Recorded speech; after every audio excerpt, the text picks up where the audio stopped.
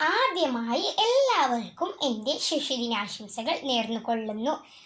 എല്ലാ വർഷവും November 14 India ഒട്ടാകെ ശിശുദിനം ആഘോഷിക്കുന്നു. ഇന്ത്യയുടെ ആദ്യ പ്രധാനമന്ത്രി ജവഹർലാൽ നെഹ്റുവിൻ്റെ സ്മരണാർത്ഥമാണ് അദ്ദേഹത്തിൻ്റെ ജന്മദിനം നാം ശിശുദിനമായി കൊണ്ടാടുന്നത്. കുട്ടികളെ ഏറെ സ്നേഹിച്ചിരുന്ന വ്യക്തിയായിരുന്നു അദ്ദേഹം.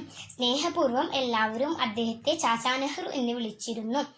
കുട്ടികൾക്ക് കൂടുതൽ സ്നേഹം നൽകേണ്ടതിൻ്റെ കരുതലും അടുപ്പും പകരേണ്ടതിൻ്റെ പ്രധാനത്തെക്കുറിച്ച് ഓർമ്മിക്കുന്ന കൂടിയാണ് ഇന്നത്തെ ഈ ദിവസം. ഇന്നത്തെ കുട്ടികളാണ് നാളത്തെ ഇന്ത്യയെ രൂപപ്പെടുത്തുക. നമ്മൾ അവരെ വളർത്തുന്ന രീതിയാണ് രാജ്യത്തിൻ്റെ ഭാവിയെ നിർണ്ണയിക്കുക എന്ന് പറഞ്ഞത് നെഹ്റുവാണ്.